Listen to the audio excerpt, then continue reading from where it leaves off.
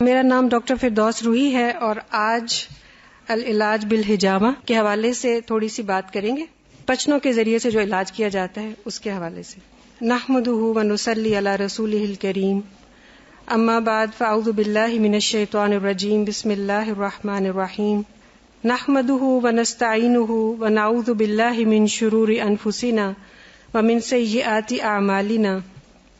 من یہدہ اللہ فلا مضل لہ ومن يضلل فلا هادي له واشهد ان لا اله الا الله وحده لا شريك له وان محمدا عبده ورسوله. الحمد لله وحده والصلاة والسلام على من لا نبي بعده. رب اشرح لي صدري ويسر لي امري واحلل عقدة من لساني يفقهوا قولي. قرآن مجید میں اللہ تعالیٰ فرماتے ہیں سورۃ الحشر کی آیت نمبر 7 میں وَمَا آتَاكُمُ الرَّسُولُ فَخُذُوا وَمَا نَهَاكُمْ عَنْهُ فَانْتَهُوا. جو کچھ تمہیں رسول اللہ صلی اللہ علیہ وسلم دے دیں وہ لے لو اور جس چیز سے منع کریں اس سے رک جاؤ. سورۃ النجم کی آیت نمبر 3 اور 4 میں فرماتے ہیں وَمَا يَنطِقُ عَنِ الْهَوَىٰ إِنْ هُوَ إِلَّا وَحْيٌ يُوحَىٰ. نبی صلی اللہ علیہ وسلم اپنی خواہش نفس سے بات نہیں کرتے بلکہ یہ تو وحی ہے جو ان کی طرف کی جاتی ہے. اللہ رب العزت نے رسول اللہ صلی اللہ علیہ وسلم کو کائنات کی تمام مخلوقات کے لیے رحمت بنا کر مبعوث فرمایا. یہ رحمت روحانی بھی ہے اور مادی بھی، اور اس رحمت کا فیض ساری کائنات پر ہوا. جہاں آپ کی تعلیم دنیا کے ہر فرد اور ہر قوم کے لیے روحانی ہدایت کا مقام رکھتی ہے، وہاں ان کے جسمانی، ظاہری اور باطنی امراض کے لیے بھی طب کامل کی حامل ہے. آپ صلی اللہ علیہ وسلم کے طریقہ زندگی اور فرمودات میں انسانیت کے لیے دنیا اور آخرت کی ہر خیر اور بھلائی کا راز پنہا ہے. رب کائنات نے قرآن مجید اور سنت رسول صلی اللہ علیہ وسلم کی شکل میں انسانیت کو وہ نسخہ کیمیا عطا فرمایا ہے جس میں انسان کے ہر دکھ کا مداوع اور ہر بیماری کا علاج ہے. قرآن مجید میں اللہ تعالیٰ خود فرماتے ہیں وَنُنَزِّلُ مِنَ الْقُرْآنِ مَا هُوَ شِفَاءٌ وَرَحْمَةٌ لِّلْمُؤْمِنِينَ. ہم قرآن میں وہ چیز نازل کرتے ہیں جو شفا ہے اور رحمت ہے مومنوں کے لیے. آپ صلی اللہ علیہ وسلم کے جو بھی طریقہ زندگی تھا اس میں ہمارے لیے بہترین سبق ہے، جیسا کہ اس آیت میں ہے لَقَدْ كَانَ لَكُمْ فِي رَسُولِ اللَّهِ أُسْوَةٌ حَسَنَةٌ. تمہارے لیے اللہ کے رسول صلی اللہ علیہ وسلم کی زندگی میں کامل نمونہ اسوہ حسنہ ہے. آج ہم دیکھتے ہیں کہ انسانیت کو بے شمار دکھ اور بیماریاں لگی ہوئی ہیں اور بہت سارے دکھوں کو لا علاج قرار دے کر انسان کو مایوسی کے کنویں میں پھینک دیا گیا ہے. ایسے ہر شخص کے لیے آپ صلی اللہ علیہ وسلم کا ایک فرمان امید کا روشن چراغ بن جاتا ہے. آپ نے فرمایا ما انزل اللہ داء الا انزل له شفاء. اللہ نے کوئی ایسا مرض پیدا نہیں کیا جس کے لیے شفا نہ اتاری ہو. اسی طرح آپ نے فرمایا لکل داء دواء فاذا اصیب دواء الداء برئ باذن اللہ. ہر مرض کی دوا ہے. کسی مرض کی جب صحیح طریقے پر دوا کی جاتی ہے تو اللہ کے حکم سے مریض اچھا ہو جاتا ہے. ان دو احادیث میں ایک ایسی امید ہے کہ جس سے نہ صرف مریض بلکہ ڈاکٹرز کے لیے بھی بہت بڑی ہوپ ہونی چاہیے، اور اس کے ساتھ ساتھ ایک وسیع میدان ہے تحقیق کا جو کھول دیا گیا ہے ریسرچ کا، کہ ریسرچ کرو اور جانو اور دیکھو کہ کن چیزوں میں دوا موجود ہے. رسول اللہ صلی اللہ علیہ وسلم کی سیرت کے مطالعے سے معلوم ہوتا ہے کہ آپ نے صحت کی حفاظت کے اصول بھی بتائے ہیں اور امراض کے علاج کے لیے بھی مختلف طریقے بتائے ہیں. مخصوص غذاؤں کا استعمال بھی نظر آتا ہے آپ کی زندگی میں، اور بہت سی دواؤں جڑی بوٹیوں سے استفادہ بھی نظر آتا ہے. اس کے ساتھ ساتھ روحانی علاج جیسے دعاؤں اور دم سے بھی مدد لی گئی، حتیٰ کہ آفات اور مصائب سے بچنے کے لیے حفظ ما تقدم کے طور پر دعائیں سکھائی گئیں، اور بہت سے اور بھی طریقہ علاج سامنے آتے ہیں. انہی طریقہ ہے علاج میں پچنے لگانے کو بھی طب نبوی میں خاص مقام حاصل ہے. اب یہ پچنے لگانا کیا ہے؟ اس کے نام ہے کچھ جیسے آپ نے پڑھا ہوگا، اس کو حجامہ بھی کہتے ہیں، سینگی لگوانا، پچنے لگانا اور کپنگ بھی کہتے ہیں، کپنگ. یہ طریقہ علاج زمانے قدیم سے چلا آ رہا ہے. قدیم یونانی اور چینی طریقہ علاج میں اس کا ذکر ملتا ہے. عربوں میں بھی یہ روایتی طب کا ایک طریقہ تھا. نبی صلی اللہ علیہ وسلم نے اسے اختیار فرمایا اور رواج دیا، لہذا یہ سنت ہے. آج بھی عرب دنیا میں یہ پریکٹس کیا جاتا ہے اور اب دوسرے ملکوں میں بھی اس کا چرچا ہے. اور آج کل آلٹرنیٹ ٹریٹمنٹ کے حوالے سے جو طریقے علاج دریافت ہو رہے ہیں ان میں کپنگ بھی شامل ہے. آج کے اس لیکچر کا مقصد یہ ہے کہ اس سنت کو تازہ کیا جائے، اس کی حقیقت کو جدید میڈیسن کی روشنی میں سمجھا جائے اور پورے شعور کے ساتھ اس کو اپنایا جائے، اور اس کے ساتھ ساتھ وہ تمام پریکاشنز بھی لی جائیں اور رسک فیکٹرز کو بھی مد نظر رکھا جائے جو اس طریقہ علاج کے حوالے سے موجودہ دور کی پیچیدہ بیماریوں کے علاج میں پیش آ سکتے ہیں. اور تمام ڈاکٹرز اور ہیلتھ ایکسپرٹس اور میڈیکل کے شعبے سے وابستہ افراد سے میری یہ درخواست ہوگی کہ وہ وسعت نظری سے کام لیتے ہوئے دوسرے طریقوں کے بارے میں بھی جاننے کی ضرور کوشش کریں اور ان کے نتائج کو سامنے رکھتے ہوئے اپنی سوچ میں وسعت لائیں اور انسانیت کی بھلائی کے لیے خود ساختہ جو تعصبات ہم نے بنا لیے ہیں ان کو چھوڑ دیں اور دوسرے فیلڈز آف ٹریٹمنٹ میں ریسرچ کریں، نتائج اخذ کریں، جہاں ضرورت سمجھیں ان کو پیشنٹس پر اپلائی کریں. آج جیسے آلٹرنیٹ میڈیسن کا کانسیپٹ پوری دنیا میں رواج پا رہا ہے، ہمیں تو اللہ کا لاکھ لاکھ شکر ادا کرنا چاہیے کہ مسلمان ہونے کے ناطے ہمارے پاس علم و حکمت کے بیش بہا خزانے ہیں. اب یہ ہمارا کام ہے کہ ہم ان خزانوں سے کیسے استفادہ کرتے ہیں. الحجامہ کے بارے میں جو احادیث میں نے ڈھونڈی ہیں، الحمدللہ صحاح ستہ میں 20 سے اوپر کچھ احادیث میں نے جمع کی ہیں، اور ان میں سے احادیث صحیحہ میں جو احادیث وارد ہوئی ہیں ان میں سے کچھ میں آپ کے سامنے رکھوں گی تاکہ اس کی فضیلت اور اس کے حوالے سے رسول اللہ صلی اللہ علیہ وسلم کا کیا فرمان ہے اور آپ کی کیا پریکٹس تھی وہ چیز سامنے آئے گی انشاءاللہ. بکیر کہتے ہیں کہ عاصم بن قتادہ نے انہیں بیان کیا کہ سیدنا جابر بن عبداللہ رضی اللہ عنہ مقنع کی تیمارداری کے لیے گئے اور کہا، میں یہیں بیٹھا رہوں گا جب تک تو سینگی نہیں لگوائے گا، کیونکہ میں نے رسول اللہ صلی اللہ علیہ وسلم کو فرماتے ہوئے سنا ہے کہ یقیناً اس میں شفا ہے. ان انس قال قال رسول اللہ صلی اللہ علیہ وسلم اذا جب احدکم الدم فلیحتجم فان الدم اذا تبیغ بصاحبہ یقتلہ. حضرت انس رضی اللہ عنہ کہتے ہیں کہ رسول اللہ صلی اللہ علیہ وسلم نے فرمایا، جب تم میں سے کسی کا خون بھڑکنے لگے، یعنی دوسرے لفظوں میں ہم کہہ سکتے ہیں اسے بلڈ پریشر ہو جائے، تو وہ سینگی لگوائے، کیونکہ خون کے جوش مارنے سے آدمی مر سکتا ہے. حضرت عبداللہ بن عباس رضی اللہ عنہ بیان کرتے ہیں کہ رسول اللہ صلی اللہ علیہ وسلم نے فرمایا، شفا 3 چیزوں میں ہے، سینگی لگوانے میں، شہد پینے میں اور آگ سے داغنے میں، مگر میں اپنی امت کو آگ سے داغنے سے منع کرتا ہوں. آگ سے داغنا یعنی جیسے کوٹرائزیشن ہوتی ہے، کوٹری وغیرہ، یہ آپ نے پسند نہیں کی. اسی طرح حضرت عبداللہ بن عمر رضی اللہ عنہ نے فرمایا، نافع میرے خون میں حدت پیدا ہو گئی ہے، کوئی سینگی لگانے والا آدمی تلاش کر کے لاؤ، کوشش کرنا کہ وہ کوئی نرمی والا آدمی ہو، نہ بوڑھا ہو نہ بچہ. میں نے رسول اللہ صلی اللہ علیہ وسلم سے سنا، نہار منہ سینگی لگوانا افضل ہے، اس میں شفا اور برکت ہوتی ہے، عقل اور ضبط میں اضافہ ہوتا ہے. اللہ کا نام لے کے جمعرات والے دن سینگی لگواؤ، بدھ جمعہ ہفتہ اور اتوار کو سینگی لگوانے سے بچو، سوموار اور منگل کو سینگی لگوایا کرو، کیونکہ اللہ تعالیٰ نے اس دن میں ایوب علیہ السلام کو بیماری سے شفا دی تھی اور بدھ والے دن انہیں آزمائش میں مبتلا کیا تھا. کوڑ پن اور پھل بہری تو بدھ والے دن یا رات کو ہی ظاہر ہوتی ہے. اسی طرح حضرت ابو ہریرہ رضی اللہ عنہ سے روایت ہے کہ آپ نے فرمایا کہ جو کوئی 17، 19 اور 21 کی تاریخوں میں یعنی چاند کے مہینے کی اس میں سینگی لگوائے گا تو اسے ہر بیماری سے شفا دیں گی. اسی طرح اور بھی احادیث ہیں. حضرت انس رضی اللہ عنہ سے روایت ہے کہ رسول اللہ صلی اللہ علیہ وسلم گردن کے دونوں جانب 2 پوشیدہ رگوں اور پیٹھ کے بالائی حصے پر سینگی لگواتے تھے اور چاند کی 17، 19 اور 21 تاریخ کو سینگی لگوایا کرتے تھے. اس کے علاوہ حضرت سمرہ سے روایت ہے، آپ نے فرمایا، خیر ما تداویتم بہ الحجامہ، بہترین چیز جس سے تم علاج کرتے ہو وہ پچنے لگانا ہے. حضرت ابو ہریرہ رضی اللہ عنہ سے روایت ہے، آپ نے فرمایا، جن چیزوں کو تم بطور علاج استعمال کرتے ہو اگر ان میں کوئی بہتری ہوتی تو وہ سینگی لگوانے میں ہوتی.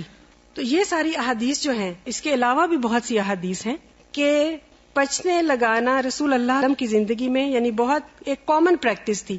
آپ نے احرام کی حالت میں بھی پچنے لگوائے. صحیح بخاری میں ایک حدیث آتی ہے حضرت ابن عباس رضی اللہ عنہ سے کہ رسول اللہ صلی اللہ علیہ وسلم نے پچنے لگوائے جبکہ وہ احرام کی حالت میں تھے. اسی طرح روزے کی حالت میں بھی آپ نے پچنے لگوائے ہیں. اس کے بارے میں بھی حدیث ہے. حضرت ابن عباس رضی اللہ عنہ ہی سے روایت ہے, وہ فرماتے ہیں کہ رسول اللہ صلی اللہ علیہ وسلم نے روزے کی حالت میں پچنے لگوائے. تو اب ہم دیکھتے ہیں کہ اس کو اگر ہم ویسے بھی پہلے بھی آپ نے سن رکھا ہوگا اور طب نبوی میں پڑھا ہوگا, لیکن آج اس کو تھوڑا سا مزید ہم میڈیکل اس کے حوالے سے دیکھتے ہیں کہ اس میں کس طرح سے, کیونکہ اب تو تحقیق ہو گئی, اب تو ہم نے بہت ساری چیزوں کو جان لیا جو کہ اس زمانے میں ہمارے پاس یہ ریسرچ نہیں تھی. تو بیسیکلی کیا ہوتا ہے, اس سے فائدہ کس طرح پہنچتا ہے, اور اگر پتہ نہ بھی چلے تو بہرحال یہ ایک سنت کا طریقہ ہے اور اس پر ہمیں ویسے ایمان لانا ہے. اور لیکن یہ کہ اگر ہم اس کو شعور کے ساتھ جان کر سمجھ کر کریں گے تو انشاءاللہ ثواب کے ساتھ ساتھ ہمیں بہت سی بیماریوں کے علاج میں بھی مدد ملے گی. تو یہ پریزنٹیشن کے ساتھ ہم دیکھتے ہیں, یہ کچھ حدیثیں تو میں آپ کو بتا چکی ہوں. اس میں سے حجامہ جو ہے یہ میڈیکل ٹریٹمنٹ ہے سنت میں, اور اس کا لفظ جو ہے حجامہ کا, خاص طور پر یہ جو لفظ ہے عربی کا یہ الحجم سے ہے, جس کے معنی ہے سک کرنا, ایبزارب کرنا, ایکسٹریکٹ کرنا. ٹھیک ہے. اور رسول اللہ صلی اللہ علیہ وسلم نے ہمارے پاس 2 ہی چیزیں چھوڑی ہیں جس کے بارے میں آپ نے فرمایا تھا کہ میں تمہارے درمیان 2 چیزیں چھوڑے جا رہا ہوں, اگر تم ان کو مضبوطی سے پکڑے رکھو گے تو گمراہ نہیں ہوگے. اور وہ کیا ہیں؟ اللہ کی کتاب اور سنت رسول صلی اللہ علیہ وسلم. اسی طرح ایک حدیث ہے جس میں عبداللہ ابن عباس رضی اللہ عنہ فرماتے ہیں کہ اللہ کے رسول صلی اللہ علیہ وسلم نے فرمایا کہ معراج کی رات میں میں جس فرشتوں کی جماعت کے پاس سے بھی گزرا تو انہوں نے مجھے کہا کہ اے محمد صلی اللہ علیہ وسلم اپنی امت کو حجامہ یعنی یہ جو سینگی لگوانے کا حکم دیجیے. تو یہ بہت ہی ایک امپورٹنٹ بات ہے کہ فرشتوں نے اس کو ریکمینڈ کیا, اور فرشتے کس کے آرڈر پر بولتے ہیں؟ اللہ تعالیٰ کے حکم پر بولتے ہیں. جو اللہ تعالیٰ ان سے کہتے ہیں وہی کرتے ہیں. اور اللہ کے رسول صلی اللہ علیہ وسلم کو انہوں نے یہ پیغام دیا کہ اپنی امت کو حکم دیجیے کہ وہ پچنے لگوائیں. تو یہ تھراپی کیسے ورک کرتی ہے اس کے بارے میں ہم دیکھتے ہیں کہ بیسیکلی تھوڑا سا سمجھنے کی ضرورت ہے. اپنے جسم کے اندر جو ہمارا نظام چل رہے ہیں, جیسے سرکولیٹری سسٹم ہے جس میں ہمارا ہارٹ ہے, ہماری بلڈ ویسلز ہیں جس میں آرٹریز اور وینز اور کیپلریز ہیں. اسی طرح ایک اور نظام ہے جس کو لمفیٹک سسٹم کہتے ہیں. اس کے بارے میں ابھی آپ کو انشاءاللہ تعالی میں آپ کو بتاتی ہوں. تھوڑا سا انیٹمی اور فزیولوجی اگر آپ دیکھ لیں تو آپ کو معلوم ہو جائے گا کہ ہمارے جسم کے اندر جو فلوئڈز ہیں وہ کس طرح سے رن کر رہے ہیں. ایک بلڈ ہے اور ایک لمف ہے. ٹھیک ہے. تو پہلے ہم بلڈ والی جو ہے وہ دیکھتے ہیں کہ کس طرح سے خون کا سسٹم کیسے چلتا ہے. یہ چھوٹی چھوٹی سی ایک 1.5 منٹ کی پریزنٹیشن ہے. اس کو آپ دیکھیے اور انشاءاللہ آپ کو معلوم ہوگا کہ ہمارا جو دل ہے وہ ایک پمپ کی طرح ہے جو کہ ہمارے جسم کے جو اس کے ساتھ اٹیچڈ ہیں بے شمار آرٹریز, ان کو بلڈ پمپ کرتا ہے, اور وہ بلڈ ہمارے سارے جسم کے ایک ایک حصے میں ایک ایک سیل تک پہنچتا ہے. ٹھیک ہے. لیکن اس کے ساتھ ہی ایک اور سسٹم ہے جس کو لمفیٹک سسٹم کہتے ہیں. اس میں کوئی ہارٹ نہیں ہے, لیکن اس کی بھی ویسلز پورے جسم کے اندر ہمارے بچھی ہوئی ہیں ایک جال کی طرح, اور اس کے اندر جو فلوئڈ رن کرتا ہے اس کو لمف کہتے ہیں. ٹھیک ہے. اس کا یہ کام ہوتا ہے کہ جو ہمارے سیلز ہیں باڈی کے اندر, ٹیشوز چاہے مسلز ہوں یا اندر کے ٹیشوز ہوں, سیلز کے اندر سے جو ٹاکسنز نکلتی ہیں یا کسی وجہ سے ان سیلز کی صحت خراب ہو جاتی ہے, کوئی بیکٹیریا وائرس آ جاتا ہے, کچھ ٹاکسنز نکلتی ہیں, تو وہ سارا جو گندگی کہہ لیں آپ, اس کو یہ ایبزارب کر لیتی ہیں اپنے اندر اور اس سسٹم میں سے یہ گزرتی ہیں, لمفیٹک سسٹم میں سے. ٹھیک ہے. اور اس سسٹم میں گزرنے کے ساتھ ساتھ وہ کیا کرتی ہیں کہ لمف نوڈز ہوتے ہیں درمیان میں, اس کے اندر سے آپ کہہ لیں کہ جو بیکٹیریا وغیرہ ہیں یا وائرسز ہیں وہ فلٹر ہو جاتے ہیں, ان کے ساتھ ایک پروسیس شروع ہو جاتا ہے. تو یہ جو کپنگ تھراپی ہے یہ بیسیکلی یہ کرتی ہے کہ ہمارے جو جسم میں کسی حصے میں بھی ٹاکسنز جمع ہو گئے ہیں یا بلاکیج آ گیا ہے سرکولیٹری یعنی ہماری آرٹریز میں یا لمفیٹک سسٹم میں, تو اس کو یہ ریلیز کر دیتی ہیں, یعنی اس کو یہ اس کی وجہ سے وہ ایریا کلیئر ہو جاتا ہے, بلاکیجز کلیئر ہو جاتے ہیں, اور ہمارے خون کی گردش اور ہمارے لمف کی گردش جو جسم کے اندر بہت اچھے طریقے سے ہونے لگتی ہے. اور آج کی میڈیکل سائنس بھی یہ کہتی ہے کہ ہمارا جو یہ سسٹم ہے سارا سرکولیٹری, اس کے اندر اگر کوئی بلاکیج ہو یا یہ کسی حصے کو اچھی طرح سے خون سپلائی نہ ہو رہا ہو تو وہ حصہ ذرا بیمار ہونے لگتا ہے, اس میں ایکس اینڈ پینز ہوتی ہیں اور وہ چیز, تو اس کے لیے یہ بیسٹ ہے. تو اسی طرح جیسے بلاکیجز کلیئر کرتی ہے, وینز اور آرٹریز کو کلیئر کرتی ہے, اور ہمارے اندر جو ایک انرجی ہے اس کو بیلنس کر دیتی ہے اور سرکولیشن کو امپروو کر دیتی ہے. خصوصاً جو لمفیٹک بلاکیج کی وجہ سے سویلنگ ہو جاتی ہے جسم کے اندر, پاؤں وغیرہ میں یا کسی بھی جسم کے حصے میں, اس کے لیے تو یہ بہت افیکٹو ہے. اسی طرح جیسے اس کی ہمیں بتائی گئی ہے سنت میں کہ کب کرانا چاہیے, وہ میں نے آپ اس کے خاص دن بھی بتائے گئے ہیں, خصوصاً مڈ منتھ کے بعد 17, 19 اور 21 تاریخوں میں. اس کے بینیفٹس جو ہیں وہ جو دیکھے گئے ہیں وہ میگرین ہیڈیکس میں ہیں, ریموٹائڈ آرتھرائٹس جو کہ جوڑوں کی بیماری ہے, سوولن جوائنٹس میں especially neck and back, stomach ulcers, اور اسی طرح سائیکولوجیکل ڈس آرڈرز میں, اور میجک کے کیسز میں بھی ایون بیک پین, جوائنٹ پینز, گاؤٹ اور ڈائجسٹو پرابلمز میں, انسومنیا یعنی نیند نہ آنا, اور اسی طرح مینسٹریشن پرابلمز میں, اور ایون پوائزنز میں بھی اس کے فائدے دیکھے گئے ہیں.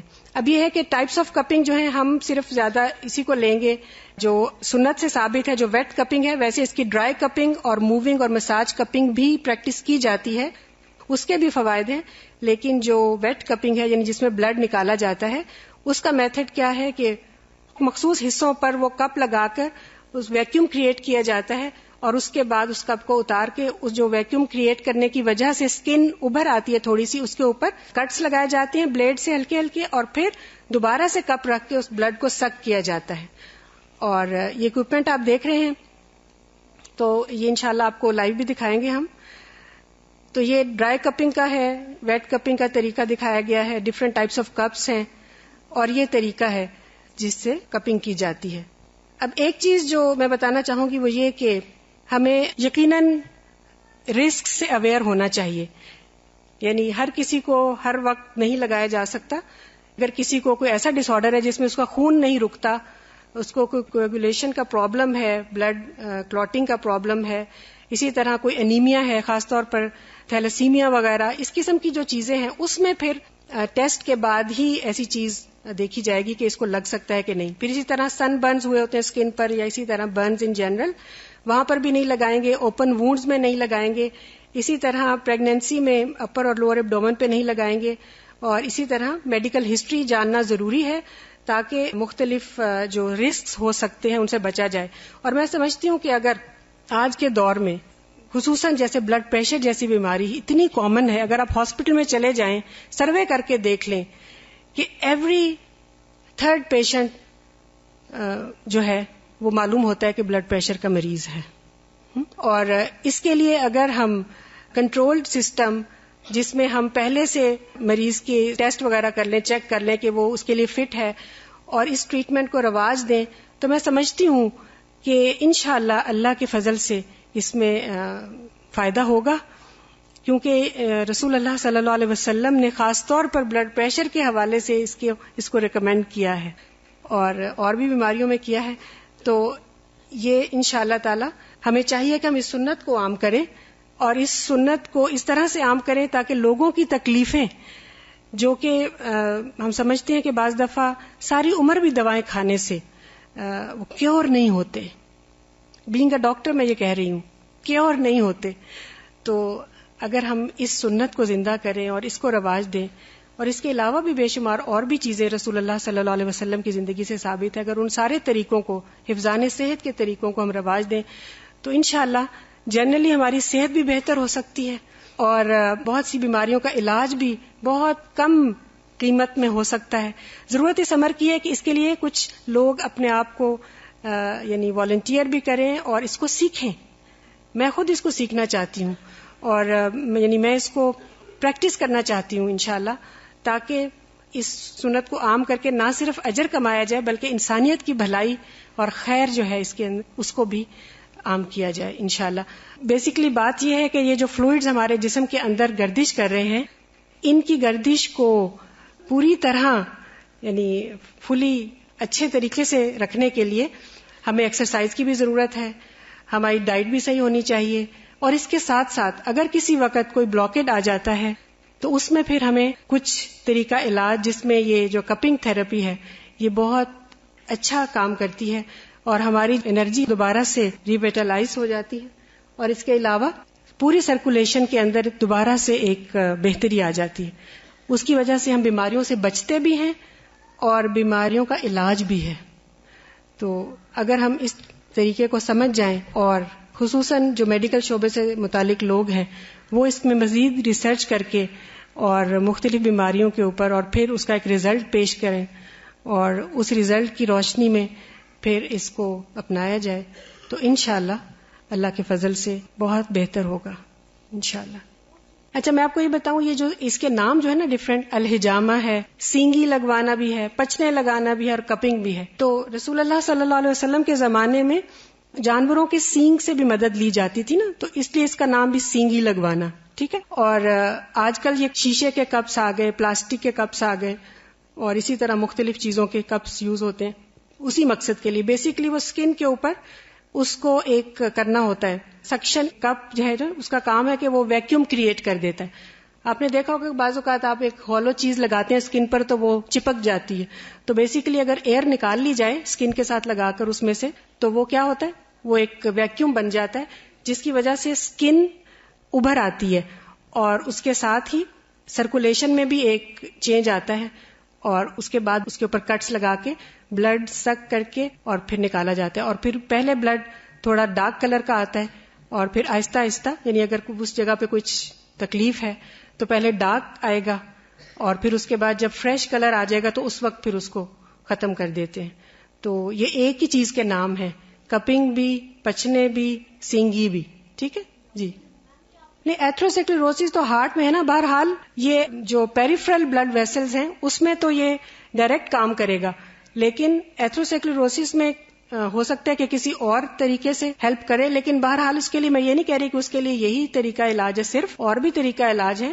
لیکن یہ ہے کہ یہ جن بیماریوں میں نے بتایا وہ آپ نے دیکھا، خصوصاً مسلز، جوائنٹس اور سکن سے متعلق جو اندر ایک اسٹیگنیشن ہو جاتی ہے بلڈ کی یا کچھ ایسی چیز ہے، سویلنگ ہے، ان چیزوں میں یہ زیادہ ہیلپ کرتی ہے. جوائنٹس کی بیماریوں میں، جی انفلیمیشن میں بیسیکلی مطلب اس میں ہیلپ کرتی ہے. یہ ایک مریض موجود ہے جو کہ شفا یاب ہو چکا ہے الحمدللہ. جی اس کے بارے میں ہم معلوم کر رہے ہیں کون ایکسپرٹس ہیں. انشاءاللہ استاذہ نے یہ ایڈوائز کیا ہے کہ ہم اپنے الہدا کے اندر یہ فیسلٹی رکھیں گے انشاءاللہ العزیز. تو اللہ تعالی ہمیں اس پہ شرح صدر دے. سب سے پہلی بات تو یہ ہے کہ ہمیں یقین ہونا چاہیے اور توکل ہونا چاہیے، اور رسول اللہ صلی اللہ علیہ وسلم کی ایک ایک بات پر ہمارا ایمان اتنا مضبوط ہو کہ جب ہم اس کو پھر اپلائی کریں تو انشاءاللہ اللہ کے فضل سے ضرور فائدہ ہوگا. اس کے ایک تو پریکاشنری میئر ہے کہ آپ اس کو حفظان صحت کے طور پر کبھی لگوا لیں، لیکن یہ کہ جب بیمار ہو تو پھر جی سمٹمز ہوں تو پھر اس وقت لگوائیں. جی ڈائبٹیز والے لگوا تو سکتے ہیں لیکن اس کے لیے ان کو پہلے چیک اپ پورا کرانا پڑے گا، اور وہ فیکٹرز اگر ان کے لیے رسکی ہے تو ڈاکٹر سے مشورے کے بعد انشاءاللہ لگوا سکتے ہیں. تو اللہ تعالی ہم کو حق بات سمجھنے کی اور اس پر عمل کرنے کی توفیق عطا فرمائے. اللہم ارنا الحق حقا وارزقنا اتباعہ وارنا الباطل باطلا وارزقنا اجتنابہ. جزاکم اللہ خیرا. سبحانک اللہم وبحمدک نشہد ان لا الہ الا انت نستغفرک ونتوب الیک. السلام علیکم ورحمۃ اللہ وبرکاتہ.